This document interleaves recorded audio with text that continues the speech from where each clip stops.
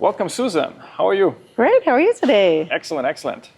You brought us some art here, and it's all Bitcoin related. What's the story? How did you get into Bitcoin art? Well, I got into Bitcoin art shortly after I got into Bitcoin because I wanted to find a way to be more part of this crazy Bitcoin world we're finding ourselves in. Interesting. And, That's already it. I think that's yeah. already very interesting. Well- I mean, normal people, they don't know what Bitcoin is. They don't have Bitcoin, and you're saying, I want to make Bitcoin art. Yeah. So maybe we could ask you what's the difference, right? So I think especially if you're at an older age, it's much harder to be open-minded to new things. Like I think younger people have, they embrace new technology. Right. What was it with you that, where you said, okay, I need to get into this? Right. Well, I went to the conference in 2021 in Miami. I had been in Bitcoin since 2017. Had heard a little bit and kind of dipped my toes in the water, but I really wanted to learn more. And then after that conference, there were so many smart people. I'm like, all these smart people can't be wrong, and I really wanted to be a part of it, but I didn't know how to code or do anything. So I contacted somebody and I said, well, what can I do?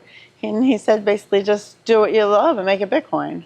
So you've been producing art for a longer time already? For all my life, but just kind of, dabbled in a little bit. Like I'm in South Florida, so I do mermaids and pineapples, stuff like that, very nautical related. And then my husband was doing a lot of wood burning, and I just thought, I don't know how do you do Bitcoin art? So I just really kept thinking about it. Right, yeah. So I like this one a lot. Maybe you could tell us a little bit about how you did it. Sure. Well, the story of my art is just like Bitcoin takes energy to be created, so does my art. I use 12,000 volts of electricity to burn these lightning channels. And then just like Bitcoin works 24/7, so does my art because it will glow in the dark all night long. As long as it's dark, it will glow.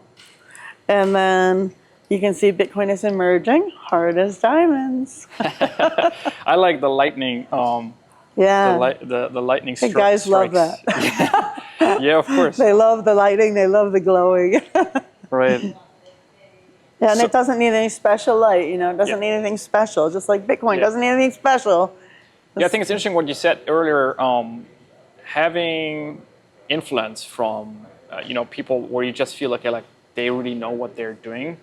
I think in the very same way, other people might see art and say, hey, wait a minute, people are making art about Bitcoin? Yeah. Are they dollar artists? Do people promote the dollar with art? I don't know. But Bitcoin is so much better than the dollar. Right. And it's a way to bring awareness to it. When I bring it out and I have it at meetups, you're like, what does that B stand for? So it opens up that conversation already. And some of my art doesn't have a big B on it. So it's more subtle. Yeah. It's like for the closet Bitcoiner. Right.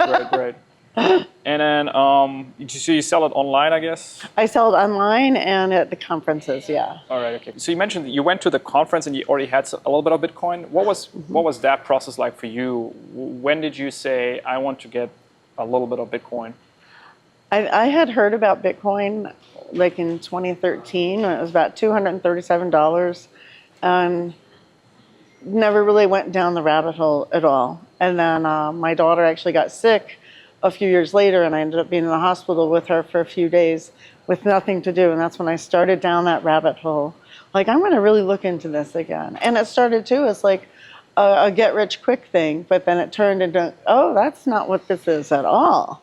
It's really a revolution. It's changing the money. And so before you were just investing a little bit in stocks? Yeah, I was like, how am I ever going to retire? Okay. It was at that. Oh, okay. So you were asking yourself, I've worked all my life. What can I do to have a better retirement? Is that correct? Right? Okay. Yeah. And then how did that process go like? I mean, I was starting to make a little bit of money in tech stocks and stuff, but nothing compared to when I looked into Bitcoin. Right. And I'm not technical at all. I don't know coding or any of those. So I think a lot of people out there, they're like, hey, I heard about this Bitcoin. Some are at the stage, I really need to get in. How could you encourage someone that is just in front of that, right? I would encourage to the Bitcoin Standard is a great book. Inventing Bitcoin is much smaller and very simple to understand. But in order to understand Bitcoin, you also have to understand the dollar and how inflation works and why our money isn't going as far as it is. You have to understand money and what it is before you can really grasp Bitcoin. Yeah, that makes a lot of sense. How long did it take you to understand, to connect the dots? I'm still doing it. All right. But like, was there like a moment where this? Yeah, there was a moment. It was probably in 2019 that I was like, no, I'm going more in. But then in 21, it was like, I really want to be a part of this whole crowd, this whole revolution that's really happening, and what can I do? Right. Yeah. So one question we have here is there any particular aspect of Bitcoin that resonates the most with you as an artist? I think just as a whole, just the freedom it really brings people. And people don't really understand that they don't have the freedom until it's gone. And our government can turn it off like that. You think you have all that money in the bank, but you don't have access to that. And they can't do that with Bitcoin. So. Right. And I think you also said that, right, that Bitcoin gives people time back, or as an artist, it can provide resources, right? Mm-hmm. So when you start saving, then at some point, because it's hard money and you cannot inflate it, it's a much better store of value. Much better. You don't frivolously spend your money anymore. You want to save it. In Bitcoin. You only want to save it in Bitcoin. Did you feel that you became a better saver with Bitcoin? Oh, absolutely. I was always a pretty good saver, but definitely better. With Bitcoin, I started really throwing more money at it, for sure.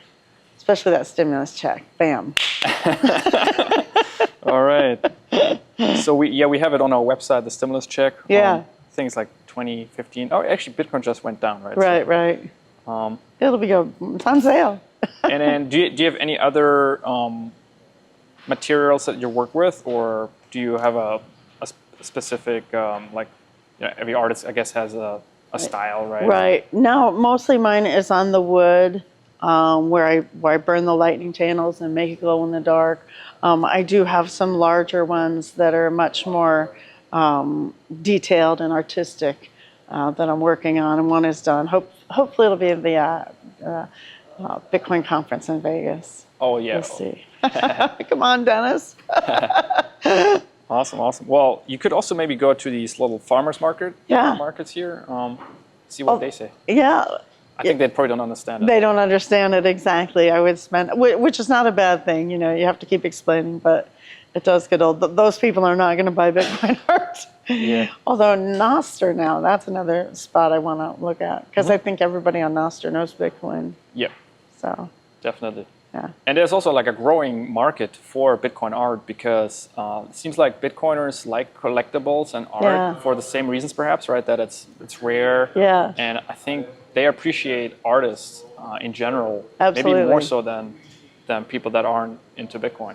Yeah, absolutely. Because, I mean, the artwork is very different also. There's a lot of meaning behind ours. It's not a banana strapped to a wall. Right, fiat art. Yeah. I mean, there's a lot of passion and creativity behind it, but definitely meaning behind it. So. Right. So, if you had the chance to speak to a group of people, let's say maybe also older generation that is not as tech savvy, how would you present the benefit and the value proposition that Bitcoin brings? That is going to help secure your future. With that fiat money that we have now, they're just eating it away. They're taking it from us. They're stealing it from us.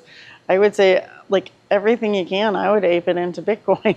I mean, I would, especially if I only had 10 years left. My God, they're going to come out and raid all our retirement accounts shortly. Right.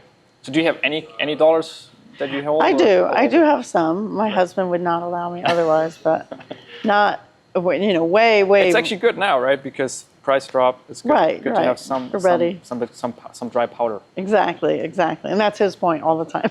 Yeah. And he's right, Yeah. And then from your personal experience, would you say it's better to have like a regular purchase or have a lump sum? I think really, the regular purchases, the DCA, but then you still have that little little basket there where you can smash by when it does a dip like it's doing today. To buy the dip, yeah. So that's really, someone that I guess that is really understands what Bitcoin is about. I guess before that, maybe somebody would just like you did right in the very beginning, just tip your toe into it and buy a little bit. Yeah. What would you say is a good way to get started with Bitcoin? You mentioned these 2 books. Is there any other advice you have? How to get started, how to get active? I mean, Lynn Alden's book, Broken Money, is very good, but they all do a good job of explaining money, and you have to go back to the broken money in order to explain it. And most of us have never lived, especially, we've never lived not on a fiat standard, or maybe back in the day, but, pretty much it's been a fiat standard for what we can remember. I think that's really the difficult part for people to imagine what could be. Right. Because, I have an uncle, he's a lot older, and he's it's always going to be a dollar. I'm like, no, I don't think so. It wasn't before, and history says it won't be the dollar. So it makes a lot of sense from their perspective, because if you look in the media, like, Donald Trump, he's a big promoter, and you could never imagine the U.S. without the U.S. dollar. Right. And I think maybe it'll still be around. We'll have to see what happens when they open that Fort Knox. Yeah, that's going to be interesting. And so I think what you said is interesting, right? That like you have to understand money. Yeah. So maybe you could give us a quick, introduction, like from your perspective, just what's your personal experience? How did you, get more understanding, or how did you change your perspective on what is money? I changed perspective because I kept seeing everything was going up. The real estate was going up. And the prices, yep. Yeah, and I have younger kids. I'm like, this isn't working out for them especially. Right. I mean, the younger generation, right? So your generation was able to buy houses for, 100,000 or whatever, right? Right. Now it's all in the millions, but their salary isn't in the millions, right? No. So it's really a big discrepancy. Exactly. But a lot of people think it's just the government needs to just give us more money. Well, no, it's the government has gone, so bloated. But, in 2020, it was very telling when they did send out all those stimulus checks.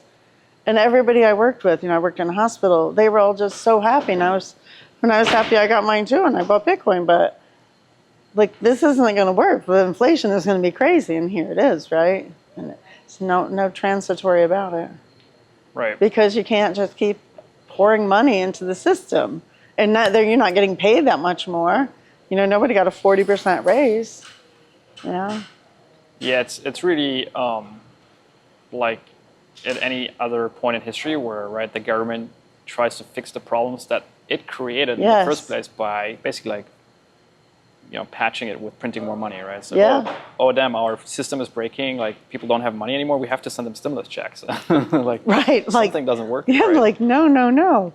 And at the same time, they're talking about sending out the $5,000 Doge checks. Like, do they send it to us or do they put it towards the debt? Like, obviously, you should go to the debt, but nobody's done a very good job at doing that yet. Are you really going to put it to the debt, or are you going to send it to somebody else? So when did you realize that Bitcoin is a better store of value, or what had to go into that in order to connect that? I started thinking about the whole world, actually, and like most of the people, like Andreas Antonopoulos would say, you have to look worldwide. Everybody needs money, and if somebody invented something that everybody needs all over the world, it's better than what's there. And hardly anybody is using it yet. Like, that's a really good thing to invest in. Oh. Like, it's not limited by if you're black, white, male, female. Everybody needs money, and it's the best money. So more like you almost went like an investor, right? So initially. That's interesting. Okay. Yeah, I guess not everyone has that acumen maybe initially, but I guess everyone can understand, right? Like, if a product is in demand, and I think that's true, that most people think money is that abstract thing. But really, it can be anything. Yes. And so you should compare it to an iPhone or a product. Like, is there demand for it, right? And then what does the supply side do? Exactly. And so good money has a bunch of properties, but it is, at the end of the day, it's kind of similar to anything like barter, right? Yeah.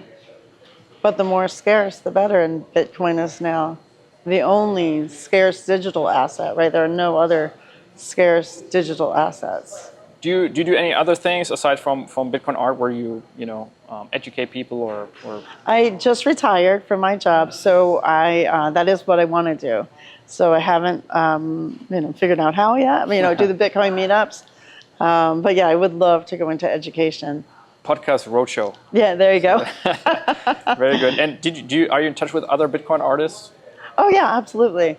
We recently did a show down at Adopting Bitcoin in El Salvador, and there was a good group of us that just got to know each other and hang out and go to parties after. It was a great time. Highly recommend if you haven't been to that one.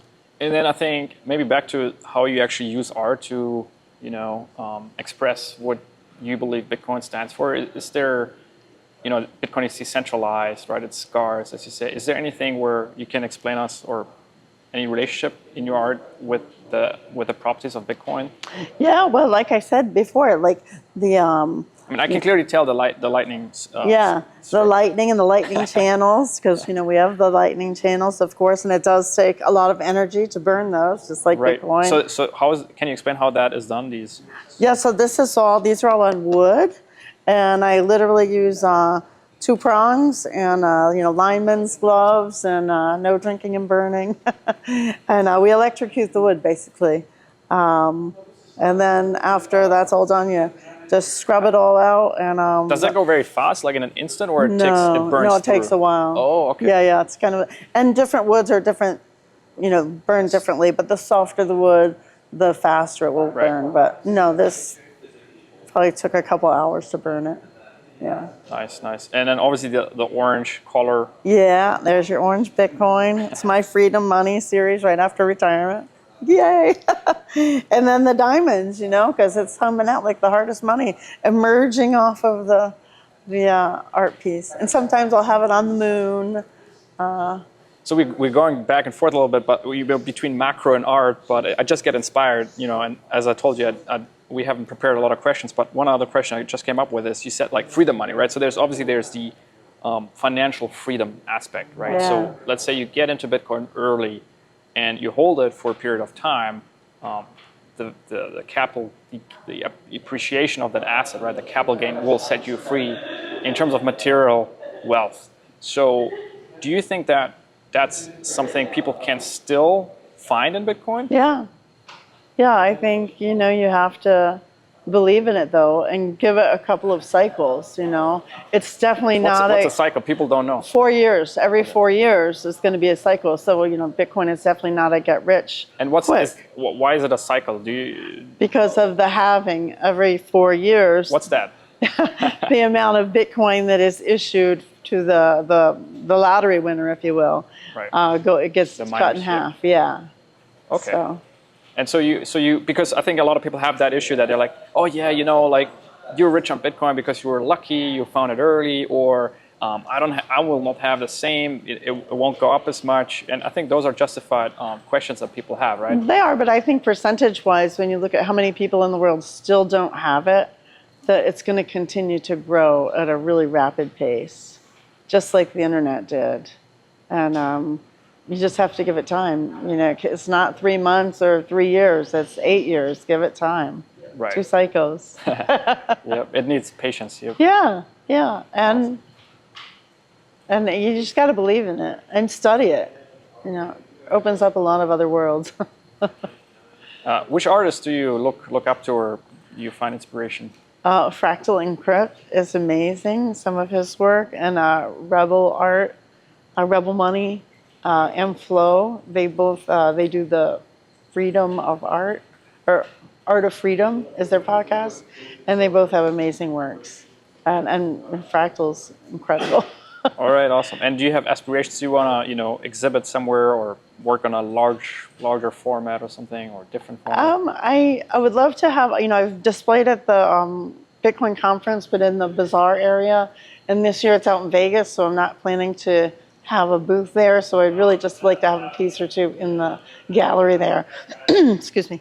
And that's the biggest gallery. But then from there, never know. Michael Saylor might like a piece. David Bailey. So you're gonna bring your 2 best works? Yeah, hopefully. I've submitted the one, and the other one is not completed. So we'll see. Can you teaser what it's about? It's another freedom theme Okay. with a